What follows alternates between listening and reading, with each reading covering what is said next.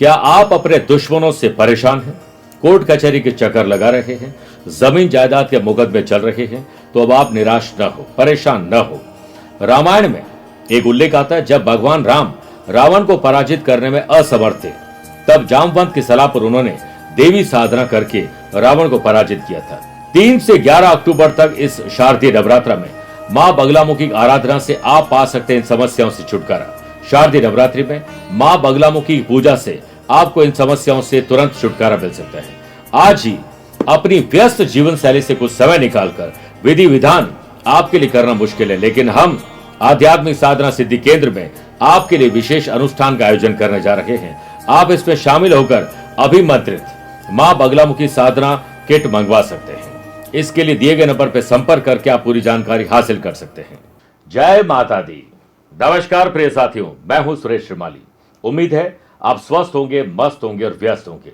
श्राद्ध पक्ष में पितरों को किया तृप्त, अब करेंगे मां दुर्गा की साधना और आराधना से पाएंगे बड़ा आशीर्वाद। आश्विन मास के कृष्ण पक्ष में हमने पितरों का श्राद्ध, तर्पण और उन्हें तृप्त किया, और शुक्ल पक्ष के प्रारंभ के साथ शुरू हो रहे हैं नवरात्र में मां की साधना आराधना कर उनसे आशीष पाने का समय है। देवी भागवत पुराण के अनुसार जब पितृगण तृप्त होकर धरती से लौट रहे होते हैं, उसी समय माता अपनी सवारी से नवरात्र के लिए अपने वाहन से पृथ्वी पर आती है। इस बार माता पालकी पर सवार होकर आएगी। 9 दिनों में माता के अलग अलग स्वरूपों की पूजा कर उन्हें प्रसन्न कर मनोकामना पूर्ण करने के लिए शारदीय नवरात्र सर्वश्रेष्ठ है। वैसे साल में 4 नवरात्र होते हैं। इनमें चैत्रीय और शारदीय नवरात्र के साथ 2 गुप्त नवरात्र भी होते हैं, लेकिन शारदीय नवरात्र का महत्व अपना अलग ही है। चारों नवरात्र हमारे 4 पुरुषार्थ धर्म, अर्थ, काम और मोक्ष के प्रतीक है। नवरात्र के 9 दिनों में जीवन में अज्ञान रूपी अंधकार को पूर्ण रूप से नष्ट कर ज्ञान का प्रकाश अलौकिक करने का दिवस है।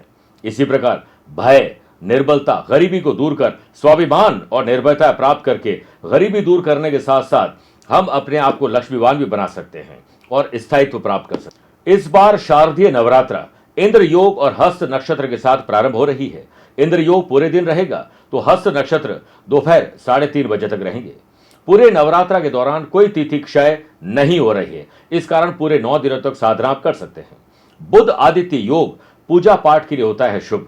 प्रिय साथियों, इस साल आश्विन मास की शुक्ल पक्ष की प्रतिपदा तिथि 3 अक्टूबर 2024 को सुबह यानी रात को 2 तारीख की रात और 3 की सुबह 2:58 से 4 अक्टूबर को सुबह 5:31 तक है। ऐसे में उदय तिथि के अनुसार शारदीय नवरात्र की शुरुआत 3 अक्टूबर 2024 को सूर्य बुध के बुधादित्य योग के साथ होगी। ये दोनों ग्रह कन्या राशि में रहेंगे। नवरात्र की शुरुआत और बुधादित्य योग से पूजा पाठ के लिए यह समय शुभ रहेगा। 11 अक्टूबर 2024 को महानवमी और 12 अक्टूबर को दशहरा मनाया जाएगा। सुख समृद्धि के लिए शुभ समय और कलश स्थापना का मुहूर्त भी आप नोट कर लीजिए। शारदीय नवरात्र में कलश स्थापना का महत्व सबसे अधिक होता है। कलश स्थापना नवरात्रों की शुरुआत का प्रतीक है।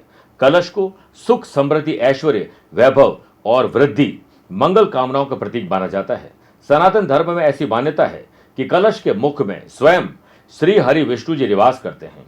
इनके कंठ में रुद्र और मूल में स्वयं ब्रह्मा जी विराजमान होते हैं तथा कलश के मध्य में सभी देवीय मात्र शक्तियां निवास करती है। कलश स्थापना के लिए 3 अक्टूबर 2024 को प्रतिपदा के दिन सुबह 6:35 से सुबह 8:03 तक शुभ मुहूर्त है। इसके अलावा अभिजीत मुहूर्त में भी आप कलश स्थापना कर सकते हैं। वो दोपहर 12:03 से दोपहर 12:50 तक है। आप इस मुहूर्त में कलश स्थापना और घट स्थापना कर सकते हैं। अब कैसे करें कलश स्थापना? सर्वप्रथम पूजा स्थल को अच्छी तरह साफ और स्वच्छ कर लीजिए। गंगा जल का छिड़काव कर शुद्ध कर लीजिए। इसके बाद लकड़ी का एक बाजोट लीजिए, उस पर लाल वस्त्र बिछाकर मां की प्रतिमा, मूर्ति या चित्र स्थापित करें।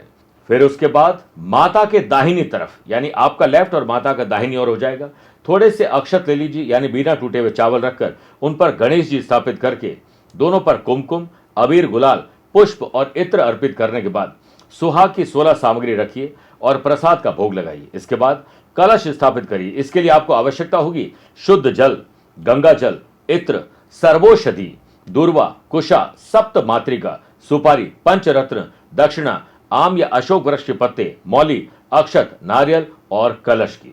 सबसे पहले कलश लेकर उसमें शुद्ध जल भर लीजिए, थोड़ा गंगा जल मिलाइए, फिर सर्वौषधि मिलाइए, दूर्वा यानी ग्रीन ग्रास, कुशा, सप्तमातृका, सुपारी, पंचरत्न और कोई रत्न न हो तो 5 सिक्के भी डाल सकते हैं। दक्षिणा स्वरूप 1 सिक्का भी आप रख सकते हैं।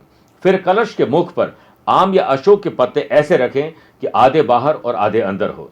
इसके बाद कलश पर मौली बांध दीजिए, चुनरी ओढ़ाकर स्वास्तिक बनाएं और वरुण देवता का ध्यान कर पूजा करें, पुष्प अर्पित कर। इसके बाद कलश को मां की प्रतिमा के बाईं ओर विराजमान करके बाद में मिट्टी के कुल्हड़ में जौ बोने का काम भी करें। प्रतिदिन पूजा के बाद 1 लोटा जल भी अर्पित करें और नारियल जो आपने लिया था वो कलश के ऊपर आपको विराजमान कर देना है। अखंड ज्योत का भी ध्यान रखें।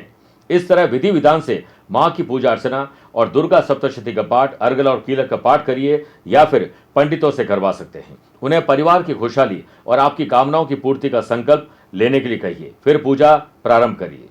9 दिनों तक परिवार सहित श्रद्धा से पूजन करें और अंतिम दिन पूजा के बाद ये सभी चीजें जरूरतमंद किसी महिला को डोनेट कर दीजिए कुछ दक्षिणा के साथ। नवरात्रा के प्रथम दिन माता की ज्योत जलाई जाती है, लेकिन उससे पूर्व कुछ बातों को विशेष रूप से ध्यान रखना चाहिए, अन्यथा कहीं आप मां को कष्ट तो नहीं दे रहे हैं, ये जान लीजिए।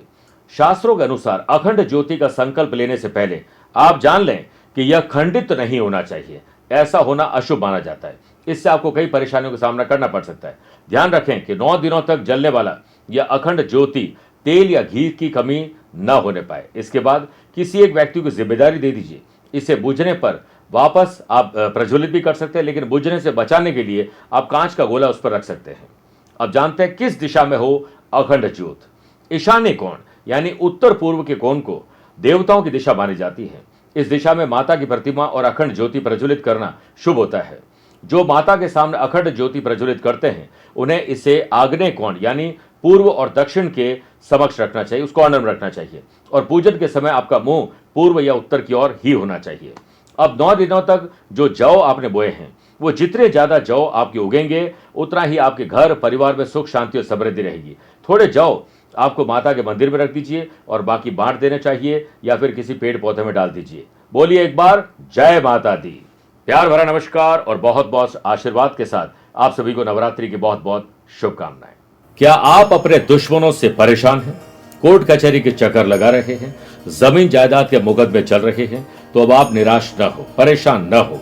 रामायण में एक उल्लेख आता है जब भगवान राम रावण को पराजित करने में असमर्थ थे, तब जामवंत की सलाह पर उन्होंने देवी साधना करके रावण को पराजित किया था।